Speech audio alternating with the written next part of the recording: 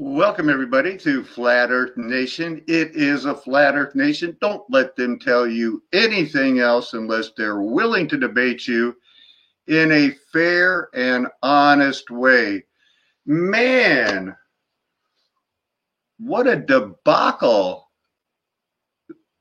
That I just tried to do another video, and I'm going to wait and hopefully, some people will find this other one. But man, what a disaster that other one turned out to be. We all have a very painful sound. Oh man.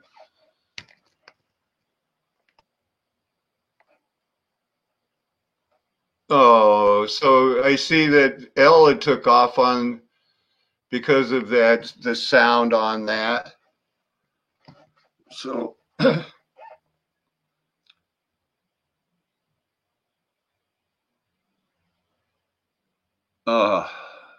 what a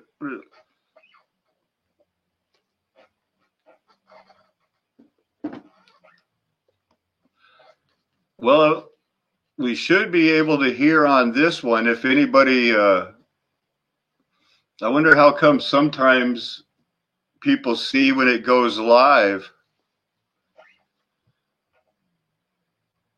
And it's saying it's been live for 6 minutes. So it does show now that somebody's in the room. But if they were just on that other video, I apologize for everything that was going on with that sound. Amy, I don't know what happened with that. So, and the whole reason is that I was going to explain everything about Noah and Sherry, and because I'm not ashamed of anything that I did. I treated everybody like by the golden rule, like I try to do everybody every day. And I didn't do anything that, maybe it's embarrassing now in hindsight, but who hasn't been tricked by people that they met online? That's what's going on there. So hopefully this is something that people will just join in with, because the reason I was trying to do it with two computers was that I had like 15 tabs pulled up on Nebuchadnezzar, Daniel, the wise men, the Magi. And how does that tie into the God-fearers, the people like Cornelius, who were Gentiles, but they, had a great reputation of among the Jews. And what was their religion? I think it was Zoroastrianism. And that they had, anyway, it ties into the Dead Sea Scrolls, a book of the giants, and also the book of Enoch, all of between, that take a better, harder look at the Dead Sea Scrolls, and that being 1948. And 1948 is when they really got the big push going on the book of Enoch. And I had all these tabs pulled up about how it ties into Cyrus, of how Nebuchadnezzar was called a servant of the God, the true God. And that word servant was only used for people like Moses and Abraham and David. And it was also used at Nebuchadnezzar. And I was going to be able to tie it into Jehoiakim, who was, taken captive by, I believe it was Cyrus that ended up finally capturing and destroying Jerusalem. And then in the 37th year of the exile, they brings him out of the prison and starts, they start having dinner together every night. Were they going over what it was in the Hebrew? So I think so. But, you know, I can still try to, you know, go over that somehow. I'm going to try to get back to those. But I know that a lot of people, you know, have just been hearing Noah and Sherry and Tommy's played, you know, some of the things for me. It all happened at a time when, you know, Tommy had to be out of town with his wife, or we could be, you know, could have gone live, you know, last night to answer some of these things. But, you know, I know that you all have questions. So Noah's, that should take care of it, you know, pretty, you know, what can't be called anything but exposing some lies of what seems like a hurt somebody that's hurt. Well, I was doing videos with him up until the night. And, you know, he was invited on that night. He just said, you know, I think he came on for a few minutes. Oh, I'm busy. We're doing this and that. The next morning when Tommy woke up sore, we hadn't had some elaborate plan to ditch him. I had driven to New Mexico and then taken him to Arizona and brought him back with Tommy's help to New Orleans. So this was hardly, we just ditched him and stranded him there. And it isn't like Noah can't go home to his mom and dad who have a nice, comfortable house in the suburbs. He's done that before. And so it wasn't like he was stranded and could only stay in New Orleans. All of that came up with on that one Saturday morning when we were going home because Tommy's back was in pain. And if you don't understand how Tommy's got into pain, then you haven't been paying attention, because he's in like nerve pain most of the time. And he'd had enough. We felt like we wanted to go home. And it doesn't take a genius to figure out things were getting sketchy with Noah anyway, when he was ready to just snap and go that way. So as far as anything he says, we were going to have him on the show that night. We hadn't planned anything nefarious. It's all on record. And now the same thing with Sherry.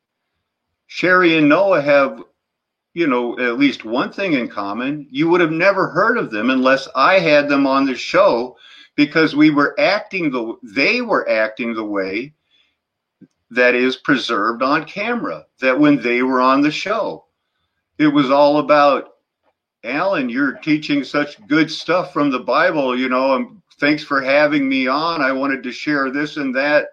This is how we're growing in the Lord more closely. And to refresh your memory, this was all 1 year ago. 1 year ago this month, this week, where once again, you know, Randy from Wisconsin, my big brother, had to, you know, here you go, Alan, move into this apartment, you know. And it's nice to have, you know, people that are going like, here you go, after, you know, something dramatic happened. But it all happened me doing videos about it. So it's all out there, and nobody ever saw this side of Noah or Sherry before. I had seen it with Sherry and chosen not to talk about it, except for the fact on record that, you know, they had an elaborate plan to kidnap my dog, and I wanted it back, and that, you know, things were weird. It got weird, but it was all, you know, going up. There's the shows she was on. She didn't act like this. And she doesn't have any reason to act like she's acting like today, with some of the just outrageous, commentary that's been going on. Now, what really did happen, if you can remember, I had hurt my finger, had it degloved. It wasn't cleaned out properly. There was grass and dirt that was left in a tendon. It got infected with gangrene that caused a scar to, they had to redo it, clean it out, debrief it, go into the tendon. And all of this happened while I was going to see the Rainbow Convention for the first time. It was the first time I met Noah. And so I was healing from this. When I got back, it got reinfected and turned to gangrene when we got back from the first Rainbow. At that time, that's when the pandemic started. It was, it was pretty much getting full swing then. Noah went back to his parents because he wanted to get right with them. I was left with a broken down bus and an invitation to go to Washington, which I did. When I got there, it was in the middle of divorce. Sherry was acting like the person who was on the show. Everything was really good. And then she got sick. And she had just released her full-time daykeeper, who I think was working 2 days a week or something, because she had some sort of a autoimmune Lyme disease. And she had another aneurysm type thing right when I got there. So like for the first part, I was housekeeper to her and her dog. And I did become very emotionally attached to the person that I was taking care of and praying for. Now, this was also the time where she was settling. What I found out was her third divorce. And what's strange is when she was talking about how, oh, my family this and my family that, play that around opposite. When she finally kind of woke up from, got better from the aneurysm, and the other 2-time-a-day helper and I, she was getting up and around.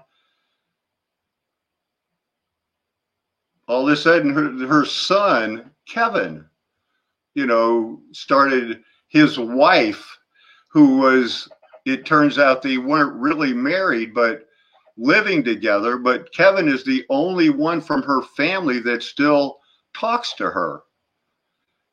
And it turns out a lot of weird things were going on. And the more I heard, the more it didn't add up. And it turned out that Kevin and his common law wife were raising 2 children, at least for some time, that Sherry never told me about, that she was the quote unquote wife was somebody living as a male, and they had a boy and a girl both living as girls. And now within the last few weeks, they had converted and wanted to wear bonnets when they prayed and wanted me to marry them. And this was too much, too fast. And I was just like, this, no. And it was during the election time, and they were trying to reintroduce me to, let's take another look at the Mandela effect. And I was just like, no, we're that's not part of what, I'm all about. And things just got progressively worse until it ended up that the 2 children liked my dog, Bo. They convinced Sherry, Kevin and Caitlin convinced Sherry that I didn't know how to take care of my dog, Hobo, which was one thing that people liked about me was on my show, was how much I included Hobo and what we have been doing over the last 6 years so it was a very hard time. But, as far as calling my daughter, and that if anything worked out, there was a time when I told my daughter I'd been taking care of for a month, and I said, it looks like, because I still believe she was the Sherry who I was doing the shows with Randy and Noah. And it turned out not to be the case. A very questionable, sketchy choice in men for 3 marriages, and just a lot of things that, she can answer for herself. But no, it just got more weird, which is why you know, the only thing I ever brought up about Sherry was I didn't trust her and she kidnapped my dog. And I'd like that dog back. And that's what I communicated in that email. I do believe that she's the one that needs to repent. She's listening to somebody that's living with a man as a crossdresser, because I think there was a lot of, you know, of that lifestyle in Kevin's past. And I'm not sure, you know, why nobody else in the family talks to them. But that wasn't my concern. I moved on. I stayed there, met Tommy. We did a lot in this last year. We've learned a lot. And that last, you know, when I wanted to bring in 2 computers and tried that with the terrible echo, that's because I had a whole other Bible study all laid out that the Lord is showing that we should be moving on. But you see now that the whole goal with Sherry for over a year was, you need to stop, you know, preaching because I offended Kevin and Caitlin because I didn't want to marry them and I didn't want to go back to the Mandela effect. That's the truth. And whatever these outrageous embellishments of he said, she said, it's nonsense. And the same with Noah. And I'm surprised that anybody that watched Noah on the show is that who was planning something all this time, who has been planning something. And it sounds like a backstabbing was being planned all the time, because he doesn't think I've been teaching, you know, the people that listen the truth about the Bible, and he has all the answers.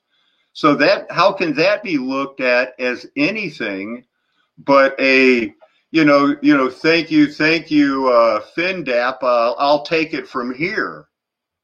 But he doesn't have the answers because he's a new Christian that just came out of a, you know, I thought had repented from a most degenerate lifestyle.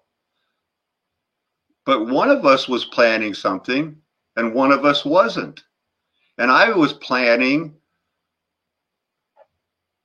a Bible study, which I guess now is probably, you know, something that I'll do on Facebook later. I was asking Tommy, is Facebook like MySpace now? Nobody ever does anything? Like if I do that Bible study on Zoroastrianism, you know, so let me put it in here, though. I'll put an invite in now if anybody wants to come on. If you have any questions about anything I just said, you know, there's a link. And it should work right now. So we'll do that. But it says, explanation, your marriage. Yeah, that's true. Well, what would my daughter say? My wife doesn't admit it. It never got brought forth in the church like the other ones did. If it's men had been excommunicated in our church, but no women had ever been brought forward. So, you know, I've told the truth about my marriage. I've told the truth about everything because I don't have anything to hide. I was involved, you know, I married a woman. I'm still married to her. I'd never done anything or told anybody that I wasn't planning on continuing the life I'm living. So, you know, I've shown the pictures of my family. I've shown the pictures of my daughter. What I'm trying to do right now is live a life every day that will let my children rise up someday and say, here's what my dad did. Every day. I want them to look at the theology I teach. I want them to look at the life I've lived, and I'm still living that before them. Are they happy that Dad's flat Earth, or that Dad has questions about the Trinity? No, they're not happy with that at all because they were raised going to church 3 times a week and hearing all Trinity, all Reformed theology 24/7. That's my documented life. So, yeah, that I've told the truth about my marriage also. Does anybody out there not have relatives that aren't going to go like, yeah, that was kind of weird, man. Then things got weird, but they're going to believe Noah? They're going to jump in and say, yeah, I'm on board with you, Noah. What you're teaching about the Bible is correct now? Or the way, you live your life? Because Noah's not a poor person living all alone as a starving artist. He can always go home to mom and dad. I still think that if I'm wrong, they still pay his AAA because he needs it a lot. But let's see, what's one of the other things? The other thing was the prophecy thing. Where's all this coming from that I've had 2 false prophecies? What is that all about?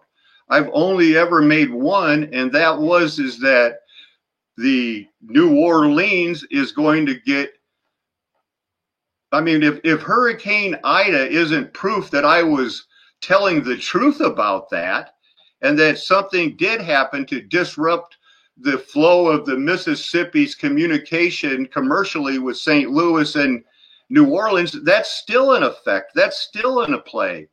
How is that all of a sudden just definitely a false prophecy? If anything, it should be like more of a reason to go like, wow, I wonder if we should be paying attention to the amount of disruption that Hurricane Ida not only did to New Orleans, but did all the way up and down the East Coast.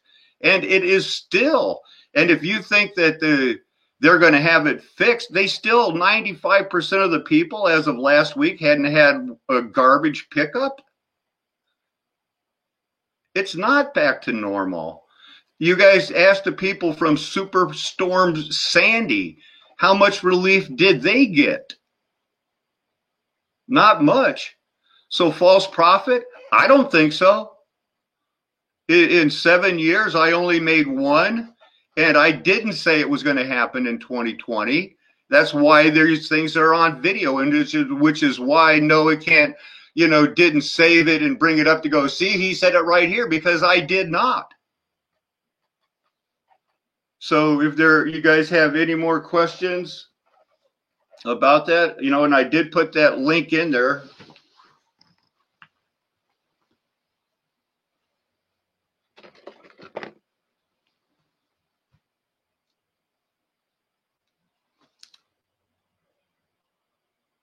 Oh, it's crazy rude. I mean, could you imagine if somebody contacted Sherry's daughter?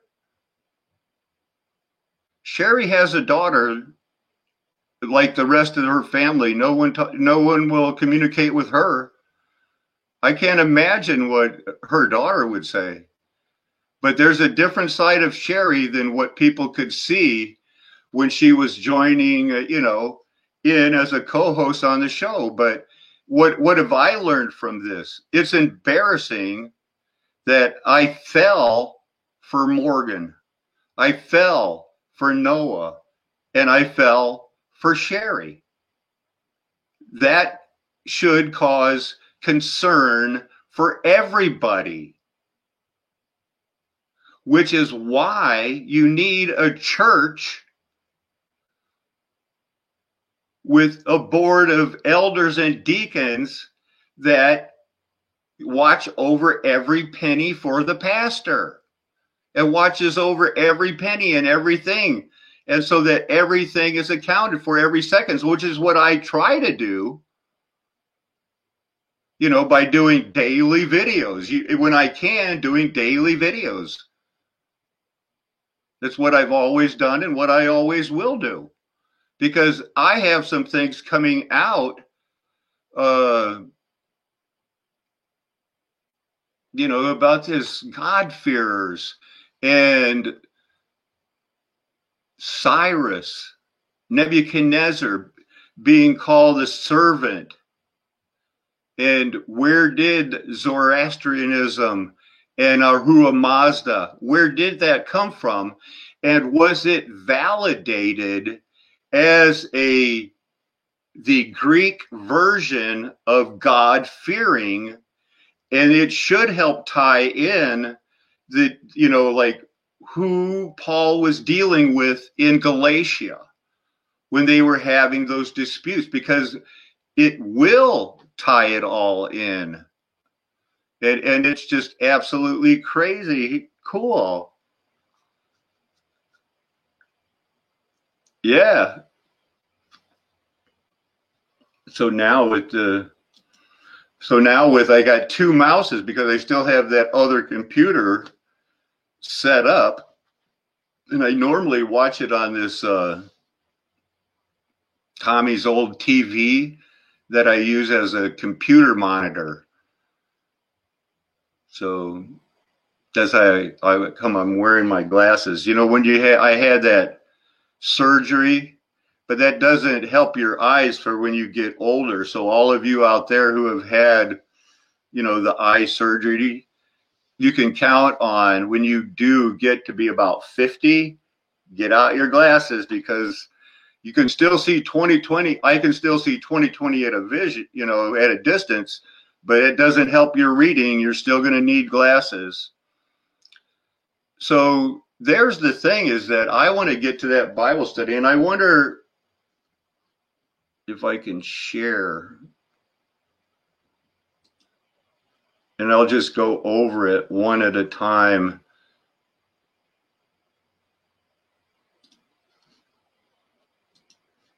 We have time to do a Bible study.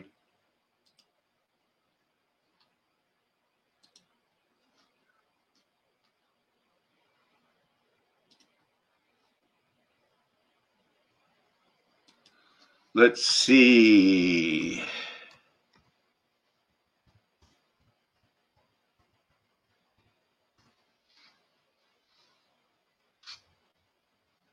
What is a God-fearer? Now, what am I showing on the screen?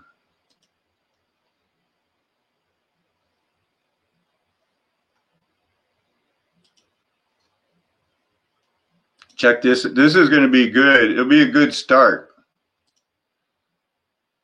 What is a God-fearer or God worshiper? We're a numerous class of Gentile sympathizers to Hellenistic Judaism that existed. Let me get these mouses all situated. Fascinating, huh? Look, I'm on Tommy's computer.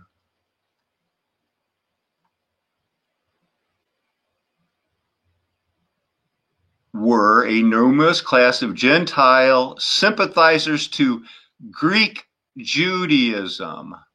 Hellenistic Judaism was a form of Judaism in classical antiquity that combined Jewish religious tradition with elements of Greek culture.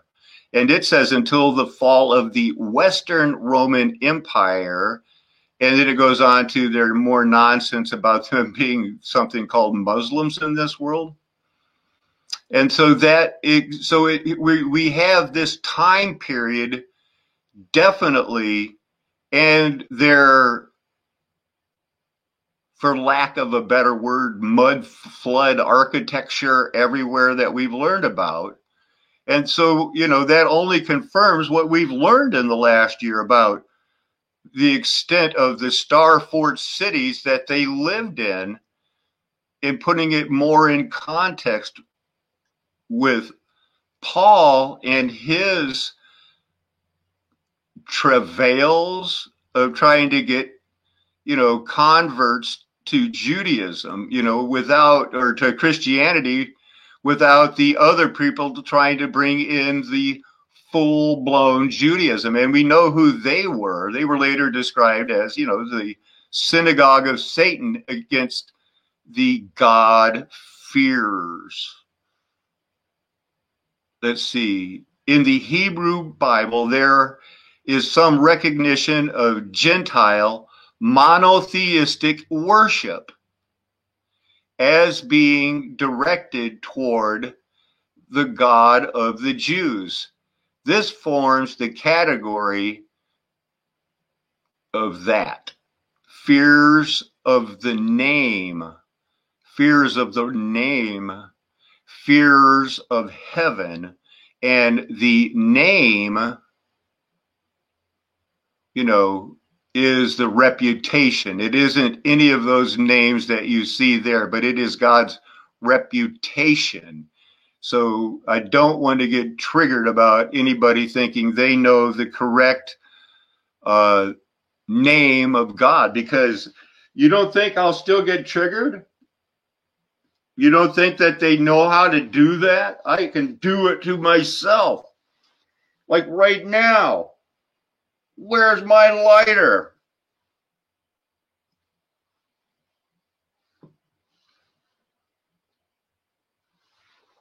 Got it.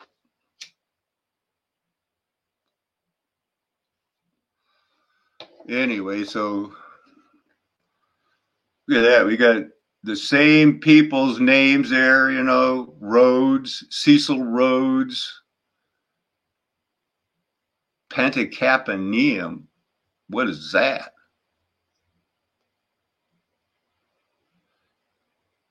Pentacapaeum.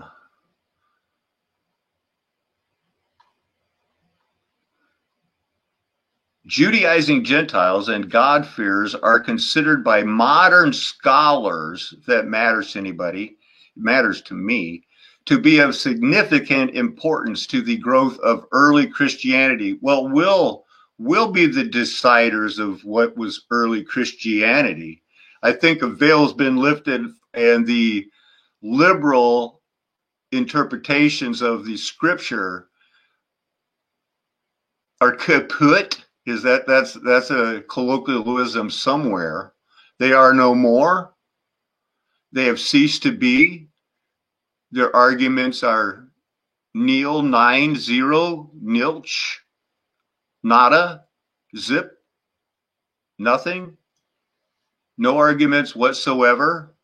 It goes on to say, however, the God-fearers were only, quote unquote, partial converts, engaged in certain Jewish rites and tradition without taking a further step to actual conversion to Judaism. They're talking about circumcision, which would have required full adherence to the 613 mitzvahs. What else? Yeah. 3rd century again. 3rd century, 13th century. Oh my goodness, did it just disappear? Well, that's when they came up with their Kishrut, circumcision, and their Sabbath observances, right? When the Catholics were coming up with their, we'll kill you unless you believe in a Trinity. Both of them, no, they're no good for me. That's not going to get it. So here, bringing it back up here, one way they used to teach speed reading was read the first and the last sentences of every paragraph. So let's look at the last sentence. The rite of circumcision was especially unappealing and execrable in classical civilization because it was the custom to spend an hour a day or so exercising nude in the gymnasium in the Roman baths. Think you know. Therefore, Jewish men did not want to be seen in public naked. I just don't want to be seen I don't want to go hang out naked. It says here, Hellenistic and Roman cultures both found circumcision to be cruel and repulsive. The Apostle Paul, in his letters, fiercely criticized the Judaizers that demanded circumcision for Gentile converts. He stressed instead that faith in Christ constituted a new covenant. Yay! I agree with that. A covenant which essentially provides the justification and salvation for Gentiles from the harsh edicts of the Mosaic law. And we all know what only 4 things came out of the Mosaic Law as applying to those Gentiles, especially Cornelius and the Ethiopian eunuch. They were God-fearers.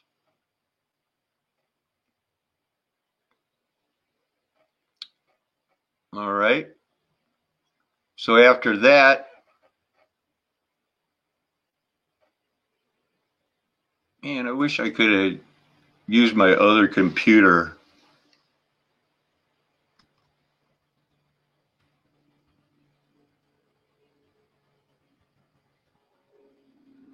That how you spell Zoroastrianism? Oh.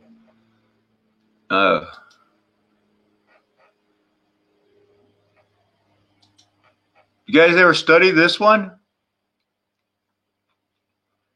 Anybody still here?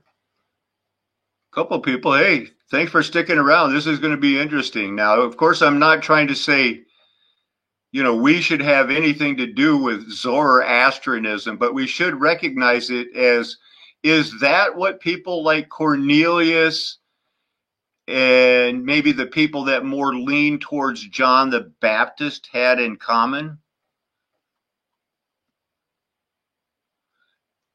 Zoroastrianism, or Mazdayasna, is one of the world's oldest continuously practiced religions based on the teachings of the Iranian-speaking prophet Zoroaster. Zoroastrianism has a dualistic, so they say, cosmology of good and evil, and an eschatology which predicts the ultimate conquest of evil by good. Zoroastrianism exalts an uncreated and benevolent deity of wisdom, Ahura Mazda, which means wise Lord, as its supreme being. The unique historical features of Zoroastrianism, such as its monotheism, messianism, judgment after death, heaven and hell, and free will, may have influenced other religious and philosophical systems, including everything. It says, with possible roots dating back to the 2nd millennium BCE, but I say possibly much earlier because it didn't enter into what is 400, right around the time of the second, when Nebuchadnezzar and those people were getting ready to be used by God to judge and then prepare for the ultimate judgment, the destruction of Jerusalem. So they have these books contained in the Avesta.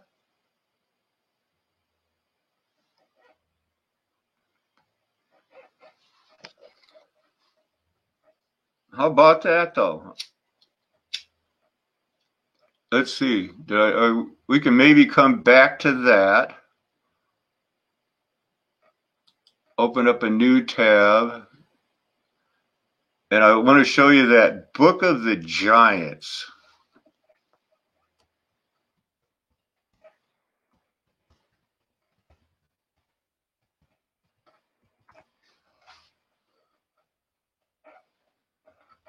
Book of the Giants, you say? What's that? It's an apocryphal Jewish book. And you know how I feel about that. That hasn't changed. Which expands the primeval creation to end of time narrative of the Hebrew Bible, and by its multifaceted elaborations on divine decrees of warning and doom, ties the ancient prophet Enoch closer to his generally recognized storyline as put forth in various Enoch traditions. That was in parentheses. It reads like this otherwise. Ties the ancient prophet Enoch closer to his generally recognized storyline than does even the story's principal treatise of First Enoch. Now, where did they find all of this, and how did Enoch and this book of giants get popularized? How recently was it? Together with First Enoch's Book of Watchers, as Enochian scholar James C. Vanderkam maintains, it stands as an attempt to explain how it was that wickedness had become so widespread and muscular before the flood. In so doing, it also supplied the reason why God was more than justified in sending that flood. The giant's discovery at Qumran dates the text's creation to before the 2nd century. Now it's gone from the 2nd millennium to the 2nd century BC. The Book of Giants is an antediluvian pre-flood narrative that was received primarily in Manichaeism,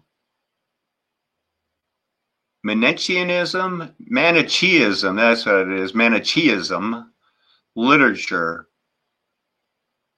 Parthian and the Sasanian Empire. References to the giants' mythology are found in Genesis 6 through 1, the books of Enoch, Ethiopic, Slavic, Hebrew, and Greek, Jubilees, Genesis, Apocryphon 2, and 2nd and 3rd Birach, which it says Slavonic, Damascus documents. Talks again, it's where the first, which I think has been proven ridiculous, that angels commingled with the daughters of men. All of that is a brand new apocryphal thing that started being pushed because, oh, look, they got the Book of the Giants, and that ties into Enoch as of 1948.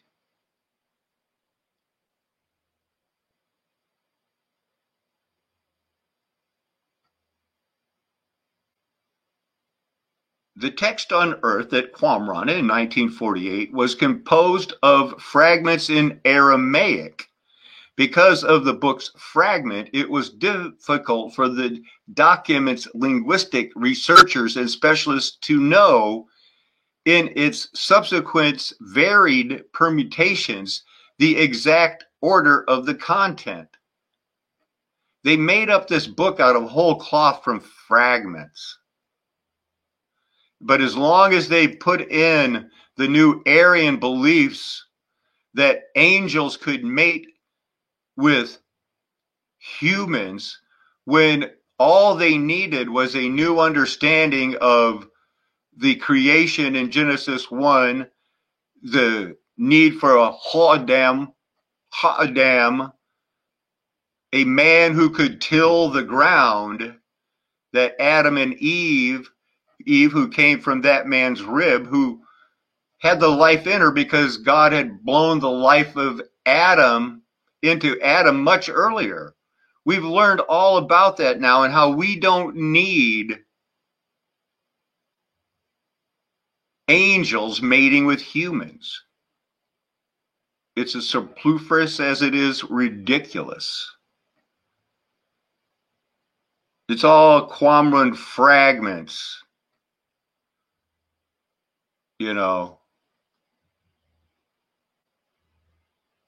all in a way to say that God's law wasn't good enough, that they weren't obeying God's law, so something had to be done when God was going to bring in the Hebrews so that they could obey God's laws.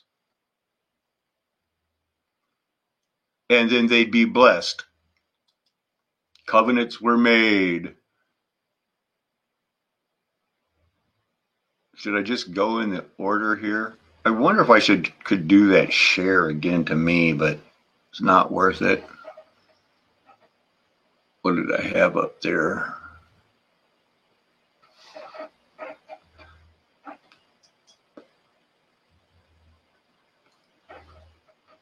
Let's look up Cyrus.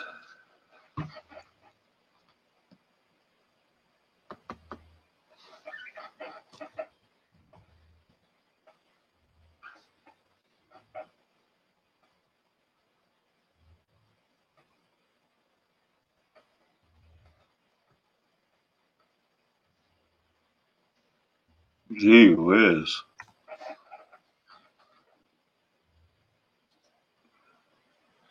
So here I think is the guy that, was one of these people. He's in the Bible. He's in history. I think what they left out is that what happened in his family being used by God, raised up by God for one purpose, to bring judgment on Jerusalem. Did they have any lasting effect for the rest of the world, the God-fearers?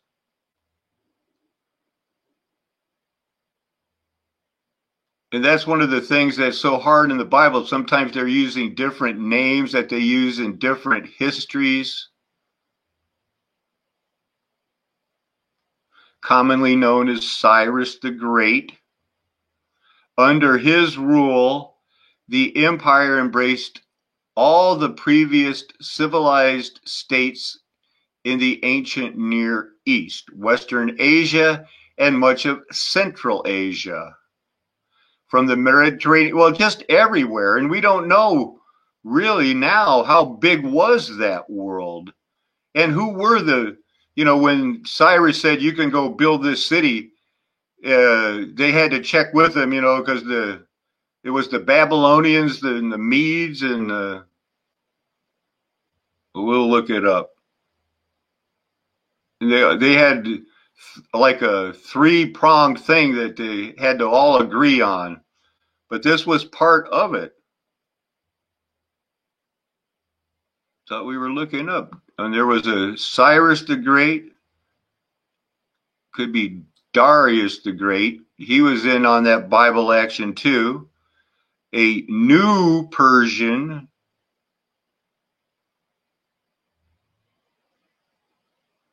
Darius ascended the throne by overthrowing the legitimate Achaemenid monarch Bardia, whom he later fabricated to be an impostor named Gomata.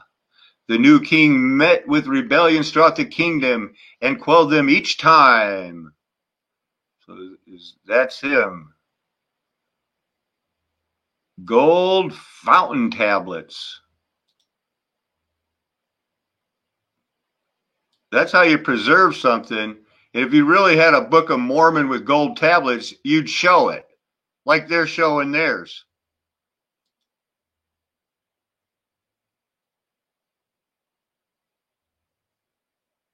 Remember the Behistun inscription?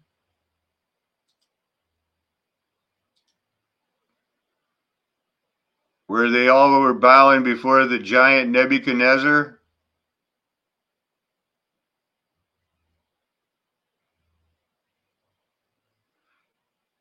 Nebuchadnezzar did a lot of things for the Lord. And and that's how far up he made them do that, so it couldn't get damaged. We were going to find it, people. We were going to find it.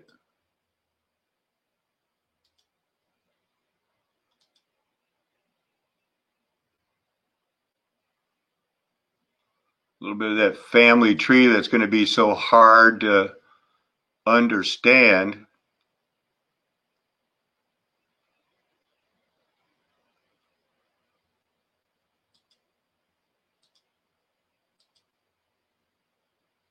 Little description above each of them, who they are, who they conquered.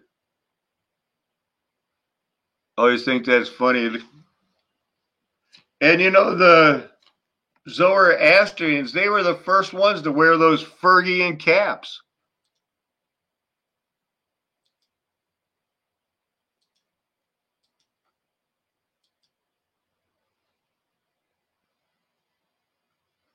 We better pull up Bible Hub.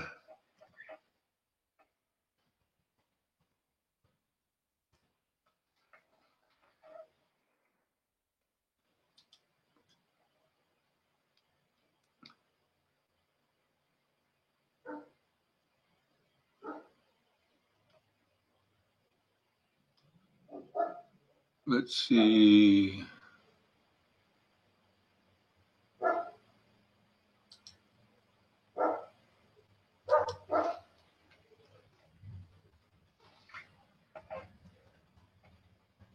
I had this one pulled up too.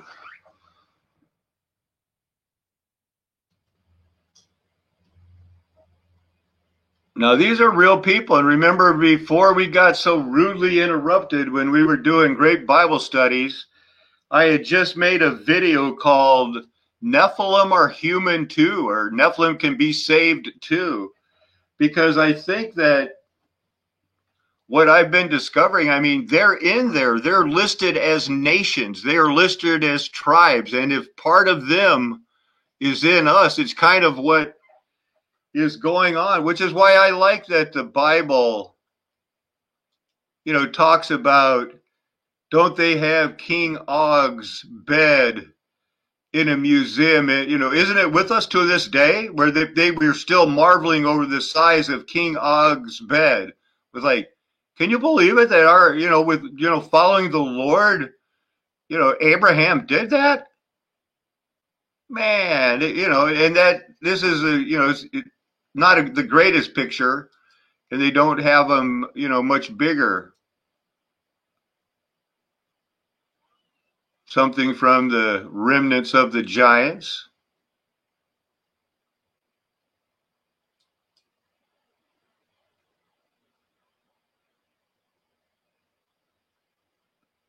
There's a giant. Uban Unug carries a mountain with which to kill Moses and his men. Well, it looks like a half of a cerebellum to me. Looks like half your brain. It looks like a half of a brain. You're going to throw that mountain on him. Og, according to the Hebrew Bible and other sources, was an Amorite. Okay, well, they're a kingdom. Amorites were an ancient Northwest Semitic speaking people from the Levant. Also occupied a large parts of southern Mesopotamia. Okay. Og is introduced in the book of Numbers like his neighbor Sihon, another Amorite king of Heshbon, whom Moses had previously conquered at the battle of Jahaz. He was an Amorite king, the ruler of Bashan, which contained 60 walled cities, and many unwalled towns, with his capital at Ashtaroth. The book of Numbers, chapter 21, and Deuteronomy, chapter 3, continues. Next, we turned and headed for the land of Bashan, where King Og and his entire army attacked us at Edrei. But the Lord told me, do not be afraid of him, for I have given you victory over Og and his entire army, and I will give you all his land. Treat him just as you treated King Sihon of the Amorites who ruled in Heshbon. So the Lord our God handed King Og and all his people over to us, and we killed them all. Not a single person survived. We conquered all 60 of his towns. That's what they call walled cities earlier. The entire Argob region in his kingdom of Bashan. Not a single town escaped our conquest. These towns were all fortified with high walls and barred gates. We also took many unwalled villages at the same time. We completely destroyed the kingdom of Bashan, just as we had destroyed King Sihon of Heshbon. We destroyed all in every town we conquered, men, women, and children alike. But we kept all the livestock for ourselves and took plunder from all the towns. So we took the land of the two Amorite kings east of the Jordan River, all the way from the Arnon Gorge to Mount Hermon. We had now conquered all the cities on the plateau and all Gilead and Bashan, as far as the towns of Selecah and Edrei, which are part of Og's kingdom in Bashan. Og's destruction is told in Psalm 135:11 and 136:20 as one of many great victories for the nation of Israel. And the book of Amos in 2 verse 9 may refer to Gog as the Amorite, whose height was like the height of cedars and whose strength was like that of the oaks. He was the only giant left on earth after all the giants in the Bible had been killed. His stature made him sleep on an iron bed, which was about 9 cubits in length. So we have the Og and the Rephaim. But anyway, they're real nations. What else did we have here? Let me look up some of the other Bible verses.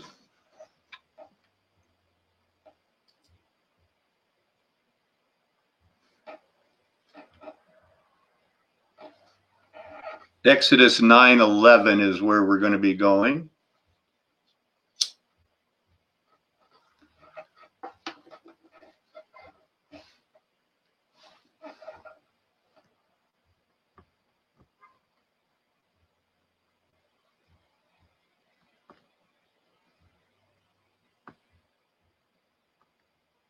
Already had one pulled up.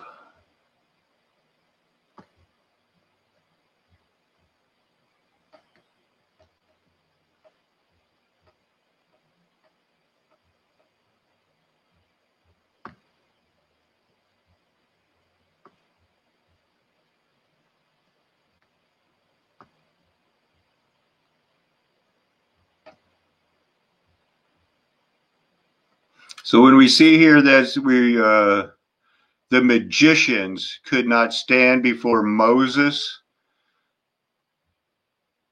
let's look at what is a magician in the Old Testament.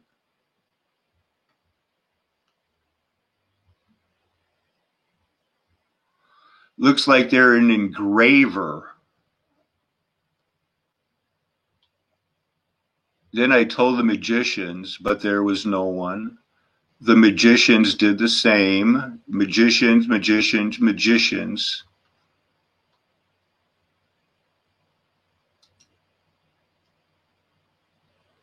And so it's only used 11 times.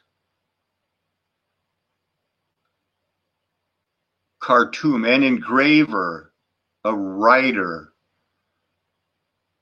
They called for all the magicians of Egypt. But there was none that could declare the dreams. They wanted to look into the dreams of a certain Pharaoh. The Exodus 7, the sorcerers, now the magicians of Egypt, the magicians. And they're so, and there were astrologers in Daniel.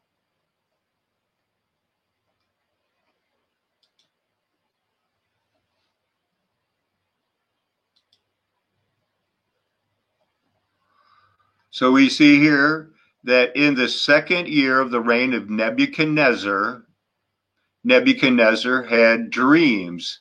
His spirit was troubled and his sleep left him. Then the king commanded that magicians, engravers, sigil writers, perhaps, the enchanters, the sorcerers, and the Chaldeans. So there's all different types, I guess. There's all different types, but there really isn't that. Now let me look up. We're going to look up the New Testament.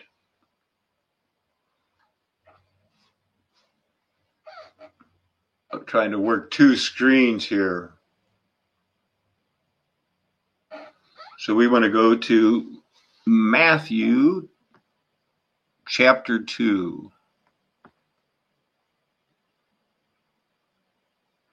That's still in the New Testament.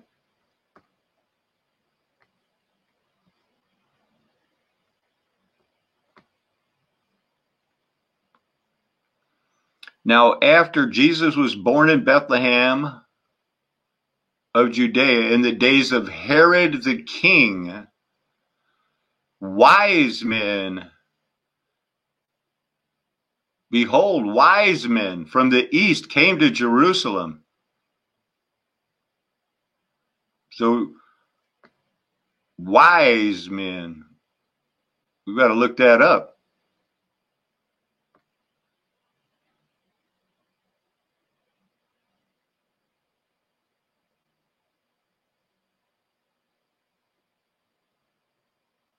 Just jump right to the main.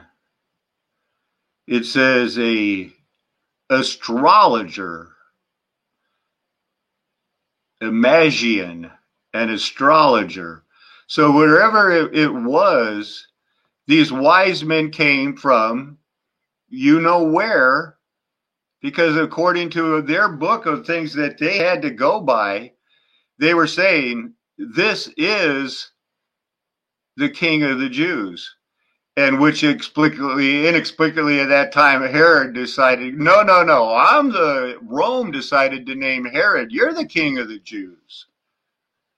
And Herod later, people can say what they want, but he was known as Herod the Great. And when he gave a speech, people said, these are the words of a God. And he was judged for that because he did not give the glory to God. Now I got a calendar up there.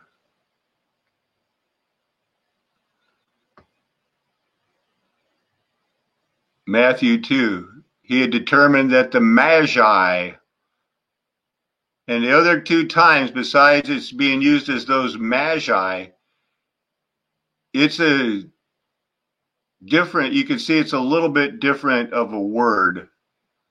But then Eliamus, it's just somebody who, takes something that is written down or said, and remember how many times have we gone over that it's not what you say, it's how you say it. At different times, different people are going to be able to, take exactly what you said and switch it over. And so what I have, is a Bible study pulled up that I could have gone through, Jeconiah, and how that was tied into it, and Cyrus, maybe get a look. Let's go back to Bible Hub.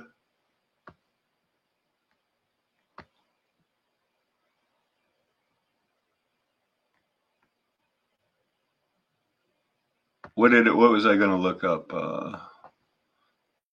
Esther. If I don't, good thing, that they're always going to be like, if it's in the Old Testament, it's always going to be Old Testament. So just as kind of like a little teaser here, what was going on there now in the days of Ahasuerus, who reigned from India to Ethiopia over 127 provinces. It was in those days. Who is this person?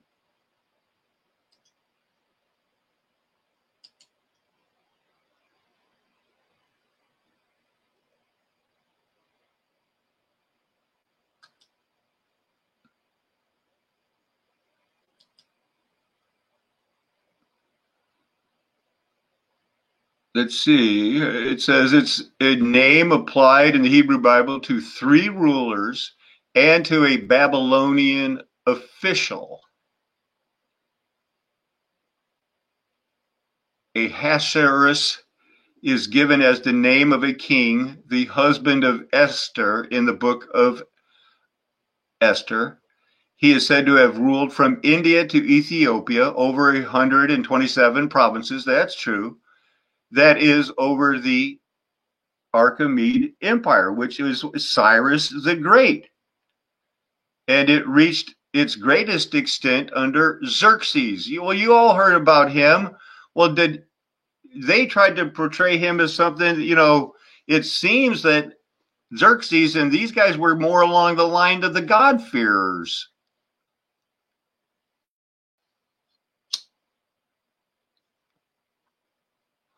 That's where I'm ending up with, but it's definitely Bible times. These are the people that are talking about the Bible times.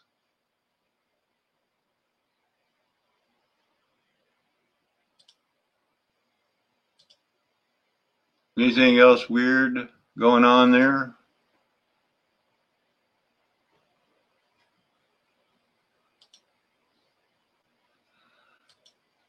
Maybe I'm going to wrap this up. I didn't want to make it too long. There's a lot to digest and ponder here.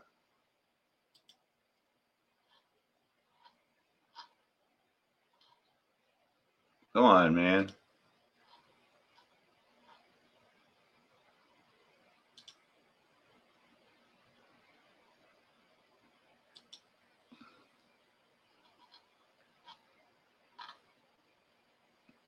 But after all of the talk here about, in Jeremiah, they kidnapped him, took him back to Egypt. It's just things were really bad. And Nebuchadnezzar's just cleaning up the house. He broke down, they destroyed Jerusalem.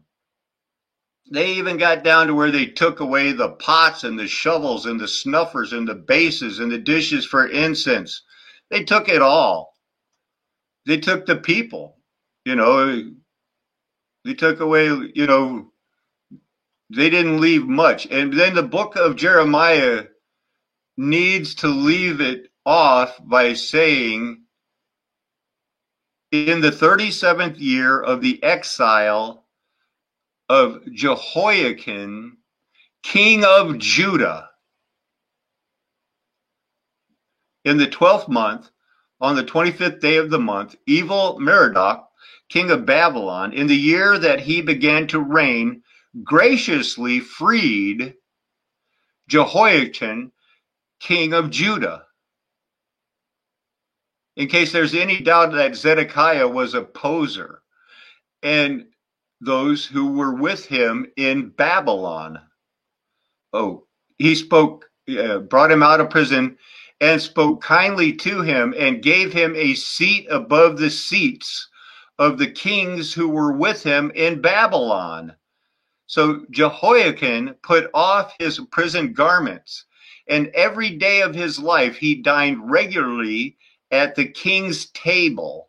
And for his allowance, a regular allowance was given him by the king, according to his daily needs, until the day of his death, as long as he lived. And I do believe that I'm going to be able to tie that into the God-fearers. and make it more and more relevant to what we have been learning, that they were living in star forts. They took over these same cities. We can track them all by when did Hiram start building? What buildings were left over by Hiram that they finished later? There is a lot of work to do. But if you're worried about what I'm going to be doing today, that takes that off your list. I'm going to be treating everybody like I would wish to be treated. I'm going to be trying to live, according to the Bible, higher than the golden rule, that him that knoweth to do good and doeth it not, it is sin. The Lord is going to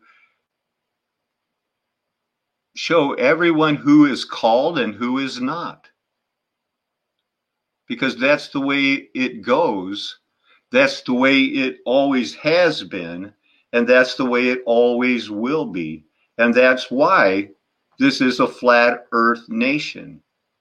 And I'm never going to tell you anything else. Why would I? I have been and will continue to have your best interest at heart. Amen. Hallelujah.